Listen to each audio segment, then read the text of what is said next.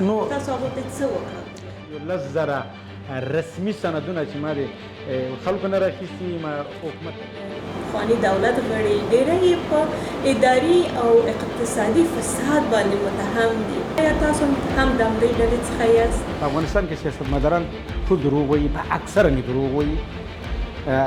اکثرا یې په فساد کې ښکیل دي. دوی ته ما ورسک په نظر څه تاسو خدمت کړی ده؟ آیا تاسو خپل وجدان ته خجالت ناسته دی؟ زما د کور دروازه په اتو کالو کې دی زما د ولسونو پر مخ ونه تړل شوه. ښه دوستانو، موږ ته یې د کور شمېره لسمه ویلې ده. ځای وګورو چې شته یا نشته، خو دا د لسمه شمېره ده. وګورو. سلامونه ملمانو ته ځای شته که نشته؟ ښه راغلی صاحب، ستړي مه شئ صاحب. څنګه یاست؟ مو ښه ده؟ ښه یاست انشاءالله. دوستانو تاسو به پېژندلې که نه یې پېژنئ نو موږ سره د پخواني ولسي جرګې یو وکیل صاحب محمد نواب مګر صاحب. بسم الله الرحمن الرحیم. په اول قدم کې ستاسو راتګ زموږ دې جونګړې ته ښه راغلاست وایم او بعدا خپل سلامونه او نیکې هیلې تاسو او ستاسو تخنیکي ټیم ټولو لیدونکو ته وړاندې کوم. تاسو د افغانستان د جمهوریت د سقوط په ورځ چیرې وئ؟ څنګه خبر شوئ؟ هماغه قصه راته وکوئ. کله چې د څو ورځې مخکې له دې سقوط نه د حالات داسې معلومېدل چې وضعیت درست نه دی. ځینو سیاسونو سره به چې مونږ کېناستو پورته کېدو د دوی دغه رفتار ماته مناسب نه ښکارېدو. ما احساس کولو چې یو څه شته دي او موږ نه یې پټوي. کومه ورځ چې کابل سقوط کولو زما کور په کارتناو کې دی 9 بجې د کارتناو نه هغه خواته روان وم د وزارت خارجیه او د اجرایه ریاست چې د سولې شورا وي هغه خواته روان وم. نو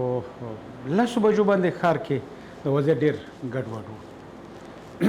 امنیتي ارګانونه با ډېر ښکته پورته تلل. نو ما دغه احساس وکړ چې زه فکر کوم چې د جمهوریت اخره ورځ وي. نو بعد له 1 بجې نه وروسته د کابل ښار د رش دومره زیات شو او دومره بیروبار زیات شو، لارې دومره بندې شوې چې ټول موټر به په غیر لاس باندې روان و. نو هغه نه وروسته زه بیا لاړم زما د وراره کور ته، همالته مو چای وڅښو، دغه حالت مو د نږدې نه کتو او په ضمن کې مو ځینو دوستانو ته تلیفوني تماس نیولو، ځینو دوستانو به تلیفون ته ځواب ورکولو، ځینو به نه ورکولو. هماغه و چې مازدیګر به تقریبا د ماښام منځه سره د امارت اسلامي یعنې د طالبانو قوتونه کابل ښار ته را داخل شو. مګر صاحب دا راته ووایئ چې کله تاسو په دې مطمئن شوئ چې طالبان راغلل تاسو څه احساس وکړ؟ وډار شوئ که ونه ډار شوئ؟ نو دغه مرګ ژوند د الله په لاس کې دی. زه ډېر په جمهوریت خفه وم، د جمهوریت په نامه باندې خفه وم، چون په تېره دوره کې مونږ طالبان تجربه کړې وه. د جمهوریت ځینې لاسته راوړنې د جمهوریت د ولسونو لپاره ډېرې ښې وې. اما ځینې نواقصات چې درلودل هغه د بښلو نه وه، لکه اداري فساد، د قدرت جزیرې او د سیاسونو نه همغږي او د جمهوریت نه غلطه استفاده کول او غټ رهبران په ځینو جنایتي مسایلو کې ښکیل. دغو زه ځورولم، دغو ته ډېر ځورولم. اما دا چې په جمهوریت کې د بیان ازادي وه، د ښځو حقوق وه، د اطفالو حقوق وه، حد اقل مونږ قوانین درلودل. مونږ په د اتو کالو په پارلمان کې ډېرې قوانین تصویب کړي وه. نو حد اقل یو څه موجود و چې که ډېر مقنع قوې په اجرایه قوه باندې زور هم نه رسوي، یو فشار یې درلود. کله کله به چې د خلکو ستونزې حکومت رسیدګي نه ورته کړه، نو بیا به مقنع قوه په خاصه توګه ولسي جرګې فشار ورباندې راوستو. یعنې په کل کې سړی ووایي چې د جمهوریت ړنګېدل دا یو غټه ضایع وه. اما که یو بل خواته سړی وګوري چې د جمهوریت په دې اندازه فاسد شوی و خصوصا رهبران چې د هغه ته ضرورت درلود په پرسي کې ورته خانه ټاکنې ته ضرورت درلود چې باید یو دغسې حالت راغلی وای ځکه چې په یو منطقه کې به یو څوک ځان ته به دغې منطقې پاچا ویل زمونږ د وسلوال ځواکونو په مقابل کې به جنګېدل در حال کې په نظام کې به شامل وه د نظام یوه برخه به وه په نظام کې به ډېر قدرت درلود بیا به هم د افغانستان د وسلوالو ځواکونو په مقابل کې د قدرت په قدر جنګېدل نو دغو شیانو زه ځورولم نو که کل کې سړی ووایي په جمهوریت باندې ډېر خفه شوی یم چون ډېر څه مو چې لاسته راوړي وه امن لاسه ورکړه او 2021 کال 2020 کال ته یعنې موږ بیرته وګرځېدو که موږ د معرف په برخه کې ووایو ډېر لاسته راوړنې موږ درلودې خلکو ډېره مینه د تحصیل سره پیدا شوې وه کله چې تاسو میټینګونه درلوده یا داسې نور مشران سره کېناستلی دا احساس هم کوو چې جمهوریت به ړنګ شي دا احساس هم کوو مخکې د مخکې نه یا نه ځکه چې دا ټولې خبرې روانې وي د دوحې تړون روانو او بیا په افغانستان کې د افغانستان ولسمشر او نورې دولتي چارې هم په دې کې نه و ناست طالبانو سره داسې و چې په 2014 کال نه دا احساس موجود و چې یو انتقال د قدرت په رځي اما په دې شکل نه زما په نظر د نظام سقوط د 2014 کال نه شروع شوی دی ځکه د حکومت کې دغسې څیرې ځای په ځای شوې چې قومي مشران جهادي ځینې مشران رهبران دا بې ارزښته کېدل علما او ځنه تحصیل کرده خلک دا ټول ټاکنه شوې رئیس جمهور انتخاب کړی نو دا څنګه داسې وران شو دا فکر کومه چې د رئیس جمهور یو مدیر و اما رهبر نه و یو څوک به ښه مدیر ووسي اما رهبریت یو ځان ته هنر دی چې هر څوک یې نشي درلودلی دی رهبر نه و او دی یو مدیر و هغه هم یو اقتصادي مدیر و دا د داسې یو ملک لپاره او یو بل یو داسې رهبر وای که حامد کرزی وای او دغه هغې سم مدیریت کول دغه تحولات سم مدیریت کول هم نړیوالو ته قناعت ورکولی شو هم د افغانستان وسلوال ځواکونه دغو ته جرأت وربښلی شو او حد اقل اطمینان ورکولی شو هم ولسونه په ځان باندې ودرولی شو د 2014 کال نه د نظام ریښې خپله د ارګ لخوا ووهل شوې دغسې کسان ځای په ځای شوه په نظام کې یو دغسې مهم پوسټ ته یو څوک ورکړل شو چې هغه قطعا د افغانستان د جغرافیې نه و خبر حد اقل په نظامي سکتور کې 2 ورځې نه وي تېرې کړې یو داسې کس راوله د افغانستان یو مهمې چوکۍ کې ځای په ځای کوه او هغه کسان چې د ملت سره د ولس سره او د نظام سره یې مینه وه هغه د نظام نه اساس وهل یا توطیه ورته جوړول بنان د نظام ریښې او دا 2014 کال نه شروع شوي و چې 2021 کال کې فتحه واخیستل شوه او نظام طالبانو ته تسلیم شو او هغه کسان چې د جمهوریت لپاره یې کار کولو هغه زما په څیر خلک فکر کوم په اروپا او کاناډا او استرالیا او په امریکا او په ځینو نورو ممالکو کې همدغسې سرګردان ګرځي دا راته ووایي منګل صاحب چې تاسو څه رقم د افغانستان څخه راووتلی کله چې طالبانو بېرته واک واخیسته کابل ته طالبان چې رانوتلي وو 15 ورځې عملته وم 15 شپې 15 ورځې زه عملته وم څنګه و ژوند په دې 15 ورځو ډېر وحشت و اول 15 ورځو کې وحشت و زه د کوره نه وتم د اول حالت کې هر څه ډېر هغه وي بیا مې نټو سره تماس ونیولو هغو بیا ما ته اپر راکړی چې تاسو میدان ته راشئ ما ته ځان نه ورسوئ بیا دوی همکاري وکړه زمینه یې مساعده کړه زه میدان ته وغوښتم زه میدان ته یوازې لاړم او یو هغه چون زه چې ما اوله ورځ د کوره راوتلی وم بیا کور ته نه وم تللی زه یو بل ځای کې وم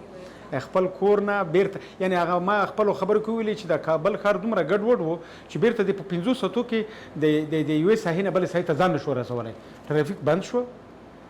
ټول خلک خودسري شو حالت یو داسې بحراني حالت راغی نو بنان په دې حالت کې زما وتل ما مناسب ونه ګڼل هماغه ځای ته چې راتللی وم په هماغه ځای کې پاتې شوم 4 شپې 4 ورځې فامیل مې په یو ځای کې و زه په بل ځای کې وم چې زم راغلم د هماغه ځای نه تقریبا 3 بجې شپې ما ته ټلیفون وکړ د ناټو غړو هیوادونو یو چا سره چې تماس درلود یو زمینه د موټر مساعده کړه زه میدان ته وغوښتم ډېر باعزته میدان ته ننوتم هماغه و چې د میدان کې مې نیمه ورځ تېره کړه یوه شپه یوه ورځ تېره کړه راغلم قطر ته قطر نه بیا امریکا ته راغلم دا راته ووایي منګل صاحب چې خپلو ملګرو سره په ولسي جرګې کې پخواني ولسي جرګې کې دې ملګرو سره تاسو اوس هم کوم روابط لرئ ارتباط لرئ نه لرئ ډېرې کمو سره ډېرو کمو سره تلیفوني تماس لرو ځینې په اروپا کې دي ځینې په کاناډا کې دي او ځینې په امریکا کې دي او ځینې په انګلستان کې دي او ځینې په ترکیه او په هندوستان کې دي اکثرا راوتلي هم نه دي خو په کل کې د ولسي جرګې او د مشرانو جرګې تقریبا 350 کسان کېږي دا 350 کسان کېدای شي د ګوتو په شمار 15 نفر هم په افغانستان کې پاتې نه وي دا په کل کې راوتلي دي خو ډېرو کمو سره زه ارتباط لرم منګل صاحب د ولسي جرګې غړي یا د پخواني دولت غړي ډېری په اداري او اقتصادي فساد باندې متهم دي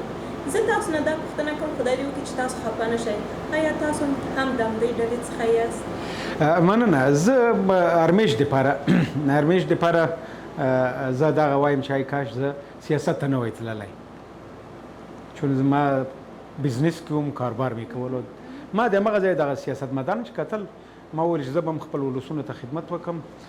د څه چې د سیاستمداران وایي دا به ټول واقعیت وایي اما برعکس وه په افغانستان کې سیاستمداران ټول دروغ وایي په اکثره نه دروغ وایي اکثره نه په فساد کې ښکیل دي دغسې بېلګې زه لرم چې وزیر د وزیر نه رشوت اخیستی وکیل د وکیل نه رشوت اخیستی وکیل د وزیر نه رشوت اخیستی یعنی دغسې حالت مو چې ما ولیده زه به د ځان سره ډېر مایوس شوم چې کاش دلته راغلی نه وای ځکه چې څوک تا واستوي او امانت درته درکړي چې لاړ شه زما نمایندګي هلته وکړه او دا بیا لاړ شي ستا په هماغه امانت باندې بزنس وکړي بلې ستا د خبرې ته زه راځم په افغانستان کې اکثرا سیاسون چې د نظام مړنګ شو یګانه وجه دا وه چې فساد کې ښکیل وه چا ډېر چا کم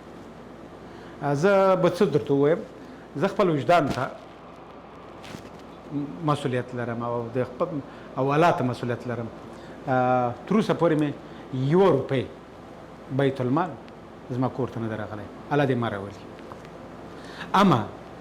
کوم سیاسون چې ما لیدلي دي زه ورباندې شرمېږم چې هغو باندې سیاسونو نوم کېږدم چې دا سیاسون دي او سیاست خو په ټول نوره نړۍ کې هم کوي په امریکا کې هم دلته سیاست کې 2 ګوندونه دي قوي ګوندونه دي سم سیاست کوي اما ملي منافع مد نظر نیسي زموږ سیاستمدارانو که هغه په ولسي جرګه کې وه هغه که په نورو دولتي ادارو کې وه په ځای د دې چې ملي ګټې په نظر کې ونیسي شخصي منطقوي او قومي ګټې په نظر نیولې او فساد هلته یوه عامه اصطلاح ګرځېدلې وه ما یوه ورځ هم چا سره مصاحبه کولی چې زه هغه ورځ ډېر خفه شوم چې د مملکت یو قاضي د یو بندي په سر ما ته وویلې چې د بندي کورنۍ ما ته $10,000 راکول ما همغه ورځ وویلې چې ای کاش زه مړ شوی وای چې دغسې قاضي یو د پارلمان وکیل ته دا اقرار کوي چې پلنکي ما ته دا راکول یعنې دا معنا چې دغسې یو حالت روان دی یعنې دغه ما مخکې هم خبرې کولې چې جمهوریت ړنګېدل جمهوریت ته د ړنګېدو زمینه برابره همدغه عوامل وه د نامدیریت فساد اخلاقي فساد مالی کنه فساد مالی حتی فساد اجتماعي یعنی د ځینو خلکو به د ځینو خلکو د نوم نه سوء استفاده کوله د اقل د قوم نه به نو سوء استفاده کوله قوم به ګروګان نیولی و ویلي به چې د قوم د قوم د زه نماینده یم د قوم په نامه به هر څه خوړل هر څه به چې کول هغه به کول نو تاسو ته خو بهتره معلومه ده تاسو هم زموږ د وطن خلک یې او څومره چې زه معلومات لرم کېدای شي ما نه تاسو معلومات ولرئ ولې سړی په کل کې ووایي چې په افغانستان کې فساد و فساد اوج ته رسېدلی و او ډېری کسان د فساد نه ځانونه نشي کولی چې موږ فساد نه دی کړی مې ډېرې بېلګې لیدلې دي متاسفانه که زه اوس بېلګه ووایم خلک به وایي چې دی اوس وتلی دی او دغه خبرې کوي هماغه وخت کې کیدای شي چې زما غږ زما وطنداران زما عزیزان واوري چې ما به هماغه وخت کې همدغه قصه کوله چې دا کوم حالت کې روان دی دا دی نه د افغانستان د خلکو په ګټه دی نه د افغانستان د نظام په ګټه دی او دا د نظام پښې وهي لطفا د فساد په مقابل کې مبارزه وکړئ او مبارزه وکړئ تر څو د نړیوالو اعتماد په موږ زیات شي د نړیوالو اعتماد ورځ په ورځ په موږ کمېدو منګل صاحب تاسو ویلي چې ډېری د ولسي جرګې وکیلان متهم په فساد و تاسو دا چې دا خبره وکړه دا راته ووایي چې تاسو کوم یو نه نوم اخیستلی شئ چې په اداري فساد باندې متهم نه وي یو داسې ښه وکیل داسې کس چې واقعا خدمت یې کړي په افغانستان ته ګورئ په ولسي جرګه کې 249 وکیلان وو او زه د څو کسانو بیلګې لرم پاکترین وکیلان وو یو د لوګر وکیل وو انجینر صاحب خان چې د نن سهار د بیګا ډوډۍ نه لري او زه خلکو ته اطمینان ورکوم چې د خپل ولس په نمایندګۍ به یوه روپۍ خیانت نه وي کړی تر څو زه ډېر ورسره پاتې یوه بیلګه یې چې دا ډېر پاکترین انسان و او خدای دې بخښنه ورته وکړي هغه خدای دې ژوندی لري دوهم زمونږ یو بل ملګری و جوزیاني صاحب الله دې وبخي هغه د جوزجان و عرب و خو ژبه یې ازبک و پاکترین انسان و او ډېر کم وده په ګوتو شمار وه زور هم نه رسېدو چې اهمیت هم نه ورکولو چې دا وطن کې دا په نظام کې داسې حالت راغلی و چې چا به ښه معامله کول هغه ښه خلک وه چې ښه به د پښتو فارسي ژبې ته لمن وهله هغه ډېر ښه خلک وه چې چا به دغه ته ویلې چې دا خبرې د ملت په ګټې نه دي هغه ښه خلک نه وه چا به د تاجکو په مقابل کې هغه نیولو دریځ نیولو هغه ډېر ښه پښتون و یا به تاجک چې ښه دریځ مې نیولو د پښتنو یا د نور اقوام په مقابل کې دا به ډېر ښه تاجک و هماغه کسان به چې د فساد نه لرې وه حداقل منطق به یې قوي و په وطن به مې زړه خوږېدو او د خلکو او د خپل مکلونو مشکلاتو ته به رسېدګي کوله هغه به په ګوتو شمار و او چا به یې خبر مو نه اورېده راځئ چې دا اوسني حالاتو باندې لاړ شو اوس دا تقریبا 2 کاله کېږي په افغانستان کې د ښځو په زده کړو باندې بندیزونه لګول شوي حتی چې د ښځو لپاره اوس په دولتي او خصوصي سکتورونو کې کاروبار هم نشته نو څه فکر کوئ چې آیا دا اوسنی څوک چې واکمنان دي دوی به اجازه ورکړي ښځو ته په راتلونکي کې چې داسې ووایي یا که نه ګورې په تېره دوره کې چې طالبان راغلي وه د اوس د دورې سره یې خلک کله ځنه خلک وایي چې ډېر فرق یې کړی دی په تېره دوره کې ښځې د کاره منې کړې اوس هم د کاره منې دي په دوره کې زموږ خویندې د تحصیل نه منې کړې اوس یې منع دي هغه وخت کې د بیان ازادي نه وه اوس هم نشته اجتماعي غونډو جوړول هغه وخت کې هم اجازه نه وه اوس هم نشته هغه وخت کې د نړیوالو اعتماد په دوی نه وه اوس هم نشته فرق یې نه دی کړی اما هیله مې دا ده چې دوی اوس حاکم شوي دي دوی د نړیوالو سره یوه ژبه پیدا کړي بې ډیپلوماسۍ د نړیوالو سره ژوند نه کړي د افغانستان ژوند نه کړي هېڅ امکان نه لري د نړیوال اړیکې که څوک ونه ساتي او راشه درشه نه وي هم په اقتصاد باندې تاثیر کوي هم چې ډېره غټه ضربه اقتصاد ته رسیږي او که اقتصاد ته ضربه ورسیږي ولسونه وږي کېږي لکه چې اوس وږي دي او د دوام پیدا کول دا د افغانستان په خیر نه دی د افغانستان د ولسونو په خیر نه دی هیله مې دا ده چې د نړیوالو سره یوه ژبه پیدا کړي او په څنګ کې هغه چې زموږ د افغانستان 50% لا زیات نفوس زموږ مېرمنې او خویندې دي دا د دو محرومول د تحصیل څخه که زموږ د نږدې جغرافیه کې فکر وکړو پاکستان و ایران و تاجکستان د دوی خویندې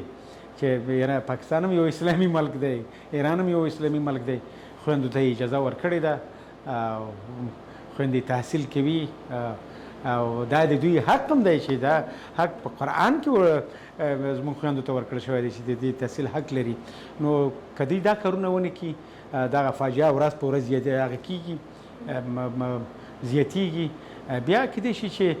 دغه ولسونه چې دوی وایي چې دا ولسونه زموږ سره اوس همکار دي دغه ولسونه لکه د جمهوریت نه چې لاس واخیست یوه ورځ به د دوی نه هم لاس اخیستی بیا به هغه وخت کې بیا څه وایي چې وخت به له هغه نه تېر شوی وي که نه بیا به هر څه تېر شوي هیله مې دا ده چې طالبان د ښځو حقوقو ته فکر وکړي تحصیل ته فکر وکړي د ټولو ادواو د حقوقو ته فکر وکړي نړیوالو سره یوه ژبه پیدا کړي که چیرې ژبه پیدا نه کړي زه د دوی دغه حرکت چې دی هغه کوم هدف ته چې دوی غواړي ځان ورسوي زما په نظر فکر نه کوم چې خپل ځای ته بیا ورسي راځئ چې په دې خبرو کې د دوه هدف دا ده چې نړیوال دوی په رسمیت وپېژني او کله چې دوی د ښځو په زده کړو باندې بندیزونه لګوي د افغانستان کې اقتصاد دونه خراب شوی دی خلک ناراضه دي آیا نړیوال به دوی په رسمیت وپېژني ستاسو په نظر باندې که د نړۍ اوس دغسې یو کور ګرځېدلی دی د کور کې واته ورونه دي خویندې دي هر څوک خپل مسؤلیت لري خور باید کور وکړي ورور باید کور وکړي پلار باید نظارت وکړي دا ټوله نړۍ هم دغسې ګرځېدلې ده او دوی ځینې هغه غوښتنې چې دي د نړیوالو دا مشروع غوښتنې دي دا داسې نه ده چې دا غوښتنې نړیوالو باندې خپل هغه حکومتونه چې دي حکومتونه یې ولسونه نه پرېږدي چې تاسو دغسې یو نظام په رسمیت پېژنئ چې هغه نه بشري حقوق مني نه د ښځو حقوقو ته هغه دي مشمن دي نه د بیان ازادۍ نو بنان تاسو څنګه دغه هغه کوئ زما په فکر کې دوی ځانونه د نړیوالو ځینو اصولو سره برابر نه کړي او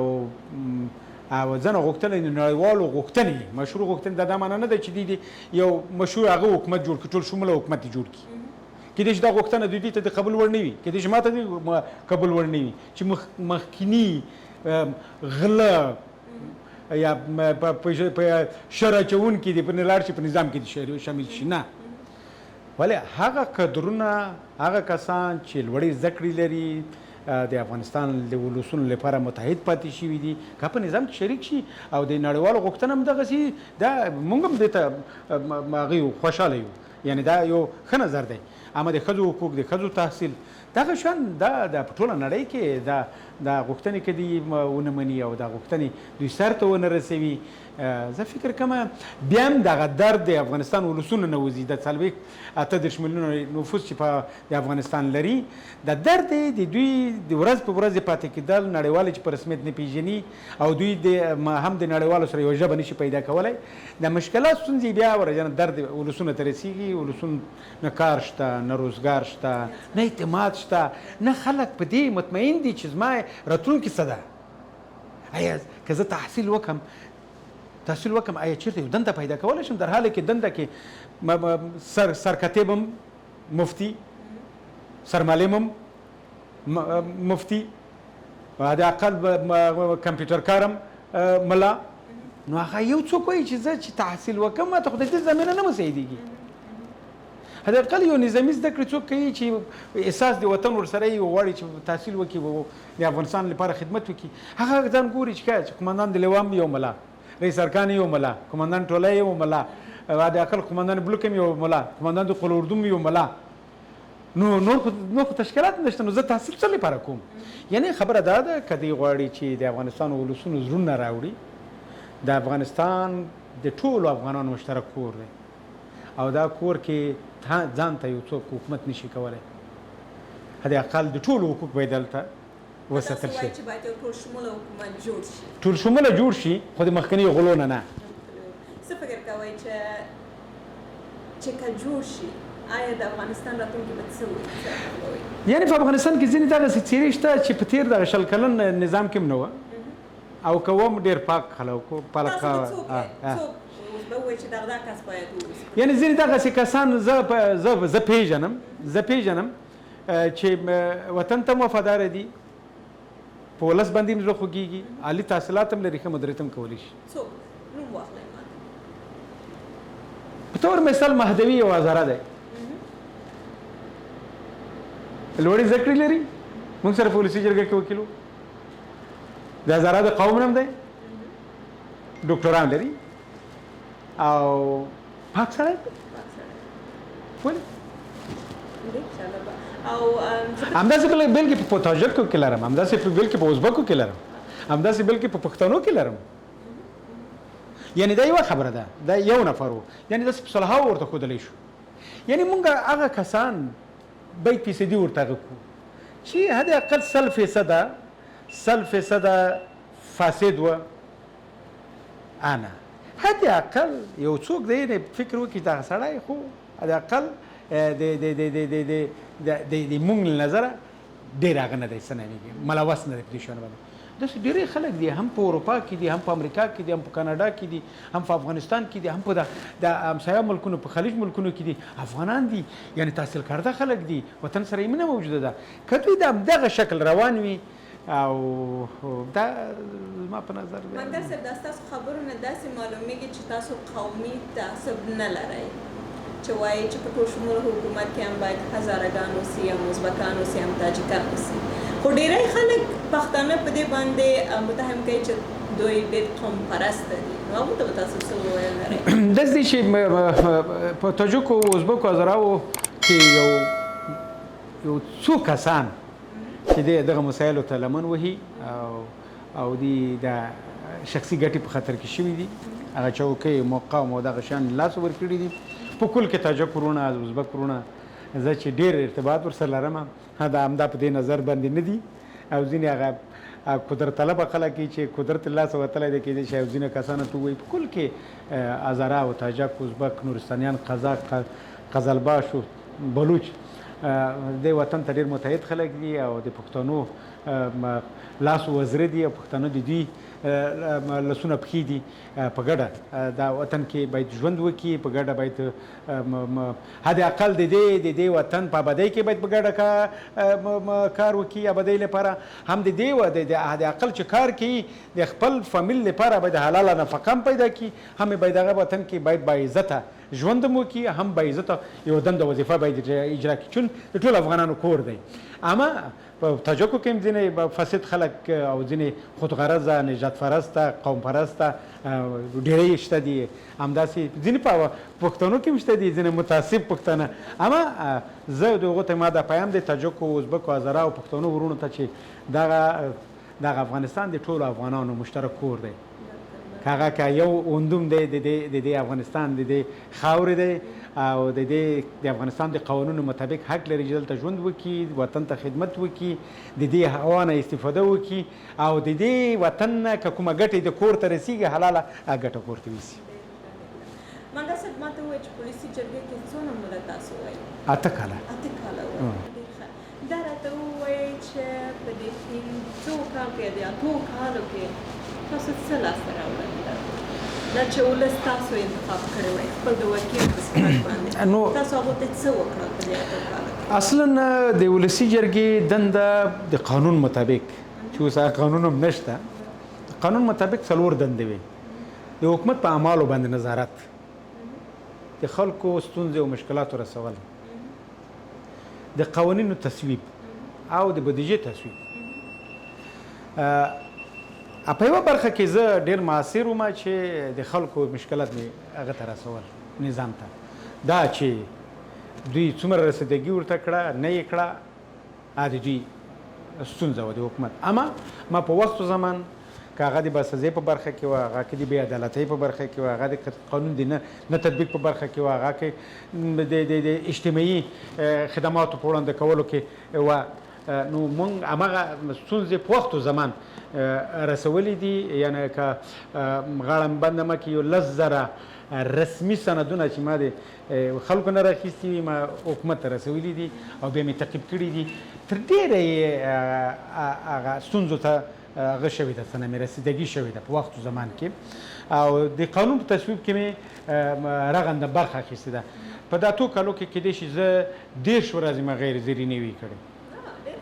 چون زه د ولسي جرګې د کورني امنیت کمیسیون منشي پاتې شوی یم. 8 کاله منشي وم. د دې کمیسیون ټولې چارې ما په مخ به وي. که قوانین به راتله هم ما به جلسې جوړولې قوانین باندې بحث کولو که د نورو کمیسیونو سره به ګډې غونډې جوړولې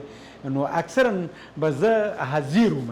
یعنې زه به ما غیر زري نه کوله ځکه چې خلکو اعتماد کړی و ما کوشش کولو چې د یو ورځ هم غیر زري ونه کړم. حد اقل زما په وجود کې به حد اقل یو دغسې کار وشي چې هغه د افغانستان ولسونو ته په خیر تمام شي.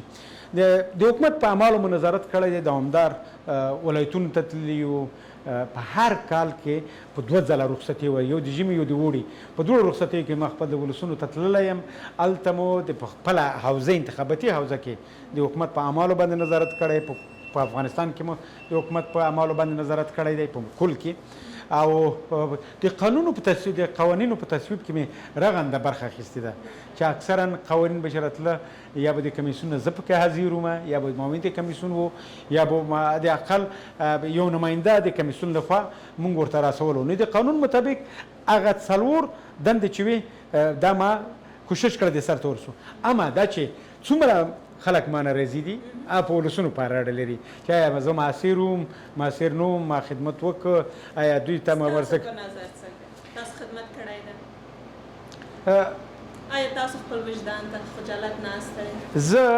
زما د کور دروازه په 2 کالو کې دی زما د ولسونو پر مخ ونه تړل شوه. یعنې زما دروازه د کور په 2 کالو کې د ولسونو پر مخ ونه تړل شوه. ما دغه ور نه کړ چې دا زما د یو ځای مربوط دی که زما د یو ځای مربوط نه دي. کومې ستونزې به چې ما ته رارسولې سهار پر چای باندې او دا به ما د یوې هفتې په جریان کې دغه ټولو وزارتو ته هماغه دوی ستونزه رسوله بیا به م تعقیبوله. حد اقل دغه مې ورته ښودله چې زه دلته ناست یم ستاسو نمایندګي کوم تاسو چې کوم ځای ته نشئ رسېدی د ستاسو کوم غږ چې نشئ رسولی دا غږ به زه رسوم هلته. نو زه خپله شخصا وجدانا راحت په دې یم چې ما کوشش کړی دی چې د خلکو مشکلاتو ته رسیدګي وکم او هغه امانت چې ما ته راکړی دی هماغه امانت په درست شکل تمثیل کړم. چې ولس تاسو انتخاب کړی وای ولس تاسو سره ولاړ ولس تاسو څخه خوشحاله و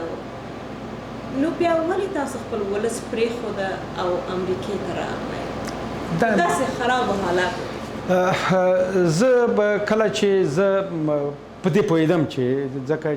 ما باندې 2 ځله د انتحاري حملو پلانونه جوړ شوي وو. همدغه طالبان چې اوس په کابل کې حاکم دي هم نړیوالو رسنیو کې همدغه خبرونه شته دي دا هم زموږ داخلي رسنیو کې هم موږ سره رسمي مکتوبونه شته دي. نو دوی غوښتل چې په ما باندې انتحاري حمله وکړي او ما کوشش وکړو چې د حالت نه زه باید ځان ووسم. را به شو دا خو داسې و چې موږ یو امنیتي ریاست درلود د پارلمان رجال برجسته یوه اداره وه په وزارت داخله کې. دوی وظیفه دا وه چې هغه څوک چې رجال برجسته دي لوړ پوړي چارواکي دي که معینان دي وکیلان دي وزیران دي د هغو امنیت وساتي. نو بنا د هغو دنده دا وه چې دوی به د کشفي ارګانونو نه خپل راپورونه اخیسته چې دغه پلانکی وکیل دغه ځای ته ځي لاړ شي که لاړ نه شي آیا د ولایت ته ځي که نه ځي. ما باندې حمله وشوه په پکتیا کې زما موټر ولګېدو په راکټ باندې زما سربازان بډګردان زخمیان شول د څکمنۍ او د لجې ولسوالۍ په مابین کې او ویډیوګانې او عکسونه یې دلته راسره شته دي. نو چون ما موټر زیري و هغه ډېر هغه زه نه شوم ما ته ځاني تاوان ونه رسید زما سربازان زخمیان شوه موټر مو تخریب شوه. نو زه ما دا احساس درلود چې دا خلک ما نه پرېږدي چون اکثر هغه طالبان چې اوس په کابل کې حاکم دي زموږ د منطقې دي د پکتیا د خوست منطقې دي کابل کې چې اوس حاکمان شوي دي اکثر سره پیژنو او دې کسانو اول نه دا پلان درلود چې زموږ د کورنۍ لیما یا زموږ د کورنۍ نور غړي له منځه یوسي تر څو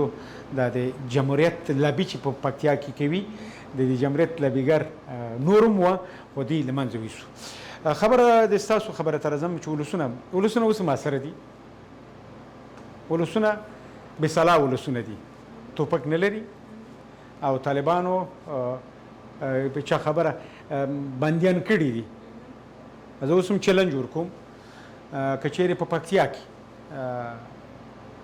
طالبان ما سره ځان کاندیدوي سلا دې کېږدي او که ما انتخابات وګټل زه بیا دوی ته وایم چې آفرین دي ځکه ولسونه زه خپل ولسونه پیژنم او ولسونه ما هم پیژني ما د ولسونو سره د ولسونو په سر سودا نه ده کړې د ولسونو په سر مې رشوت نه ده اخیستی ولسونو په سر مې دروازه نه ده تړلې ولسونو ته مې سپکې سپورې نه دي ویلي ولسونو په سر مې بزنس نه دی کړی او هغه ولسونه چې ما کومې پروژې ورته ایستلې دي اکثرا په پروژو باندې په هغه تیږه باندې چې کوم ځای کې پروژه سر ته رسېدلې دی په تیږه باندې زما نوم شته دی پرون مې یو چا ټلیفون راته وکړ چې موږ میلې ته تللي وو ځاځیاریوب ته سپینې شګې ته هلته یو کانال کې اوبه راتلې د اوبو باندې موږ اوبه څکې چې متوجه شو ستا نوم ورباندې نوشته دی کانال باندې زما نوم په تیږه باندې نوشته کړی دی او ولسونه نوشته کړی دی بنان هغه ولسونو لپاره دا د دوی حق و ولې زه پسې وګرځېدم د دوی حق مې اثبات کړی هلته مې ورته ورسولو او پروژه مې ورته تطبیق کړه بنان که ډیموکراسي راشي همدا طالبان انتخابات رسره وکړي زه ځینې ګټم په پکتیا کې تیار یم آماده یم اما که سلا ورسره وي د سلا په زور وي ځورول وي په وهل وي نه نو بنان ولسونه خو بیا بیچاره خلک دي ولسونه سره خو نو بیا زور شته نه ولسونه سره خو بیا ما یو کارت یو رایه ده که د رایې کارت خبرې زه ځینې ګټم که د دوی توپک خبرې وي د توپک خبرې وي د زور خبرې دوی ګټي تاسو په افغانستان کې یو تجار وای مخکې دې نه چې تاسو ولسي جرګې ته راغلی تاسو یو تجار وای خپل تجارت هم درلوده خپل پیسې هم درلودل بیا ولسي جرګې ته راغلی خو هم دولت تاسو سره مرستې کولې او هم تاسو فرض مثال خپل ګاردان هم درلودل خپل محافظان هم درلودل چې تاسو سره یو ډېر ښه ژوند هم درلوده او د هغې ښه ژوند نه تاسو داسې د مهاجرت ژوند ته راغلی یاستئ او یو عادي وظیفه تاسو اجرا کوئ څنګه تاسو وشو کولی چې ځان برابر کړئ ځان عیار کړئ د ژوند خپله مبارزه ده او باید سړی مبارزه وکړي مخکې له دې چې زه ولسي جرګې ته راشم د پکتیا د خلکو استازی شم د پکتیا درندو ولسونو استازی شم ما خپل کاروبار کوم ځمکه مې اخیستې شرکتونه مې درلودل ساختماني و تجارتي و صنعتي کاروبار مې کوو الان راځي او ښه کار مې درلود او ښه کار و کله چې زه ولسي جرګې ته راغلم بیا مې ځان کاندیدولو ما وویل چې وخت کې کیدای شي چې ما ته به څوک ووایي چې د جایداد لیکومه نه کړی کله چې زه کاندیدېدم زما ټول منقول او غیر منقول جایداد ما د انتخاباتو په کمیسیون کې ثبت کړ چې داسې نه شي یوه وخت کې به زه د وکالت نه خلاص شوم او بیا به یوه وخت کې څوک وایي چې دغه جایداد مایداد د په د وکالت کې پیدا کړ په دې خاطر چې زه سند ولرم او په آینده کې څوک ما باندې تور ونه ټول د جایداد مې ثبت کړي او د جایداد مې په انتخاباتو د قانون مطابق ثبت کړي چې دغه کور دا قواله زما په نامه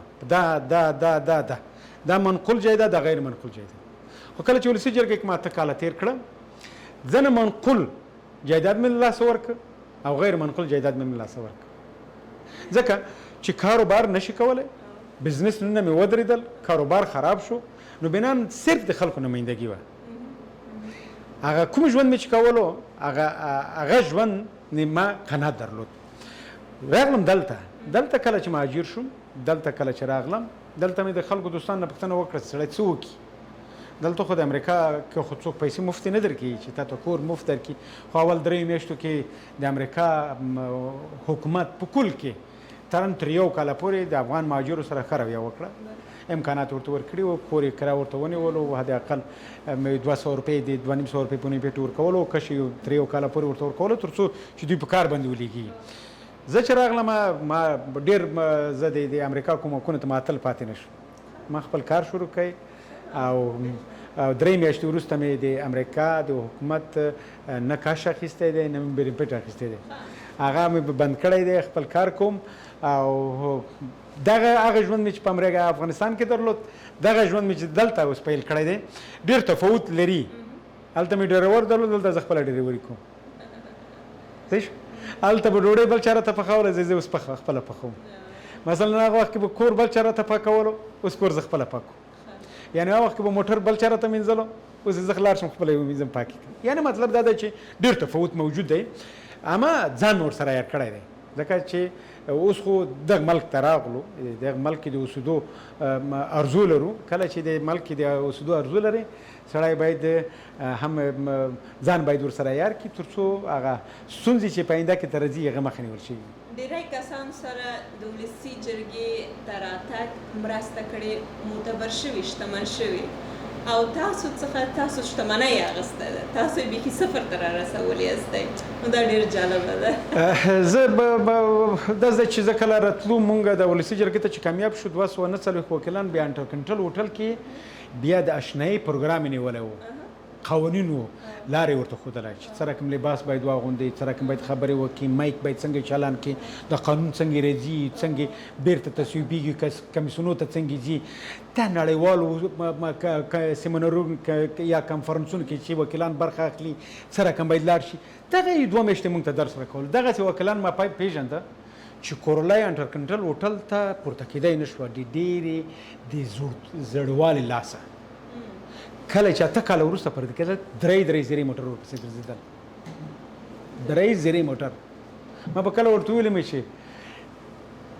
ولسونه به پرېږدي هغه خو غږ نه کوي مې چې وجدان څه وایي نو بنان که چا هلته ځان لپاره کار وکړه پیسې پیدا کړي که چا ځان لپاره کار ونه کړو ولس لپاره یې دغه خپله وظیفه ځان وقف کړي بیا نو همغه شی دی چې هر څه لاس ورکړي کله چې زه د وکالت نه لرې کېدم ما 15 جایداده خرڅ کړي